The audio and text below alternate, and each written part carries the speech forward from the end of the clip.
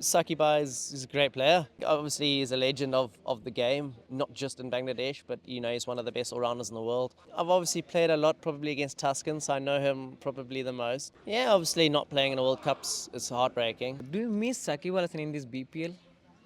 Yeah, I think obviously he's a legend of the game, not just in Bangladesh, but he's one of the best all-rounders in the world. So to have a player like that that's from Bangladesh not playing is obviously a huge miss for the tournament. You played against Shakib Al Hasan. You hit him five sixes in an over. How was that experience? Yeah, I've obviously been asked this quite a few times, but I think just at that stage, obviously a left arm off spinner to me is a bit of a matchup. So yeah, just try to look to be positive, and I'll always continue to do that whenever I feel like I do have a situation that is a matchup. So that was my day. Sometimes it's not, but yeah, that was my day. How it feels that a Zimbabwean cricketer is performing in BPL and all over the world in playing in franchisee cricket? Yeah, it feels good. It's nice to go around and travel and experience some different cultures and stuff like that. And hopefully I can continue doing that. All over the world, you are playing in such a franchise cricket tournament, and what to do, in fact, to play in all over the world franchise cricket? Yeah, there's some unbelievable players back home. It's not to say that they're not good enough to play leagues. It's just kind of maybe that they're a little bit unknown, and they haven't really been able to showcase themselves maybe as much as they would like. But hopefully, someone like myself playing here can help open doors to people to come and play in these leagues from Zimbabwe. So yeah, it would be nice to get some few fellow countrymen playing alongside us. Yeah, what impact Sikandar Raja played in Zimbabwean cricket? Yeah, Sakiba is a great player. And yeah, I hope he continues to do big and good things. And a simple question: who is your favorite Bangladeshi cricketer? That's a good question. I don't actually have a singular favorite. Yeah, I can't pick anyone in particular because, I've come here for a long period of time. I've been here a lot of times. And to be honest, everyone's just opened their arms up and they welcomed me.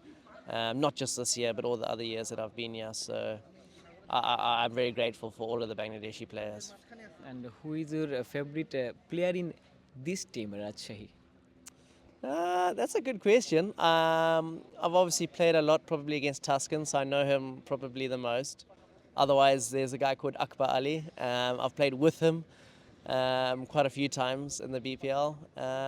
So those are probably the two guys that I know the most, as well as Yasir Rabi. So yeah, I'd probably say maybe those three guys are the ones that I know the most.